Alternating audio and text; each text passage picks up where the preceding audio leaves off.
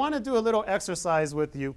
In one box you have not a jumping bean, but what I did, I put this to the test first, and I went to my colleague and I said, can you draw a symbol or an image that represents your particular child? And that's what I'm going to ask parents not to do now, but go home and have a discussion with your parents. I'm just going to walk you through what this particular parent said. She said, my child is like a jumping bean. My child, and mind, this child is a year and a half, okay? That's okay. Same, just follow me with this. You know, he can't reach the light switch, but he gets this stool, he pushes it all across the room, gets on that stool, and turns on the switch. Well, if the boy understood everything she actually said, what that actually meant to me is that that child is persistent, he's creative, has tenacity, and has problem-solving skills. Get to know, students, what your parents think about you. And this is advanced. I would do a squiggly line or a heart or something like that. But anyhow, I asked two kids, I said, come into my office and I have a big marker board like that. And I asked one little boy first, draw me a symbol that represents your parents. He gives me a symbol of a star. And I said, well, tell me why. Well, my father lives in Korea. He's not with us often, but he's in Korea working very, very hard for us. And to me, he's a star, and he means the world to me. And that's why I chose a symbol of a star. I didn't make this up. This really happened no more than 2 days ago. The other little girl drew a picture of an ant. And I said, okay. It wasn't as nice as this one, by the way. I got these online, right? And then I said, well, why is that? Well, my mother is like complete task-oriented. She's always doing something, and she's doing it for the family. She's either driving us here, she's cleaning or cooking or doing this or doing that. And to me, an ant works hard all their life, and my mother is like an ant to me.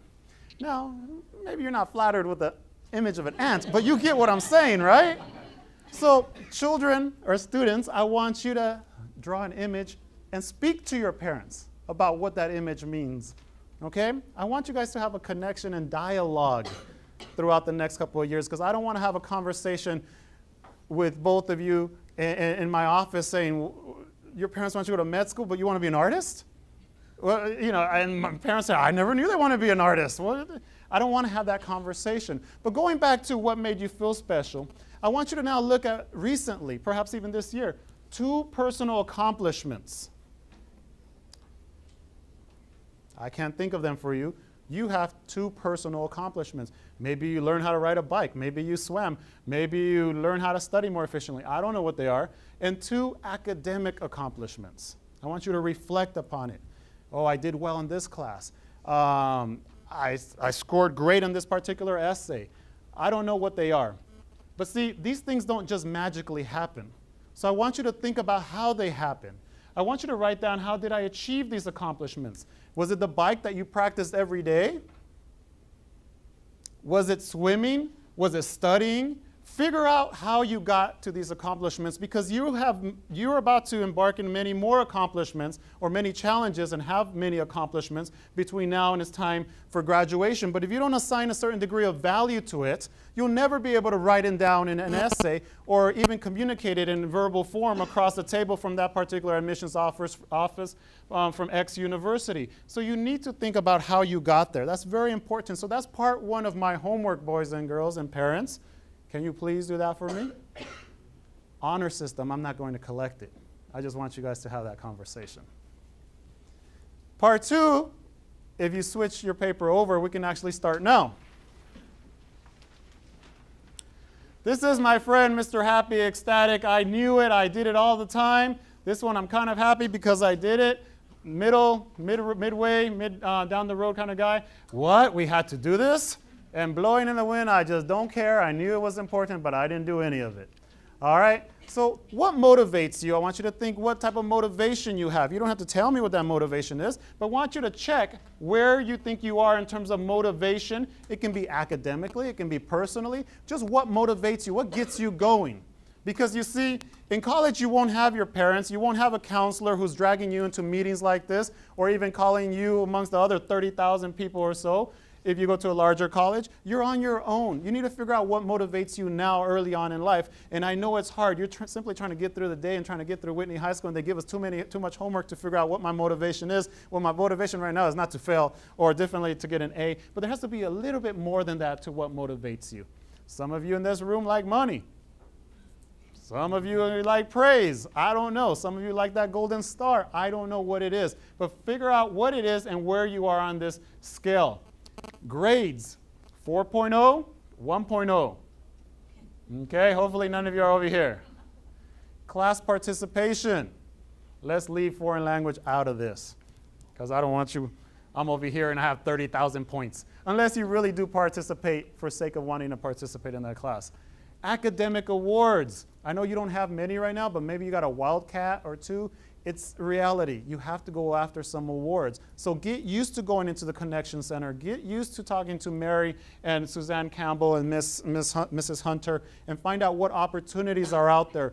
Every child in this room, every student gets a newsletter. And the parents don't get the newsletter. The students get the newsletter. A plethora of opportunities that are there available for you. Get used to applying to competitions. Get used to going through the experience of having to participate in a speech contest.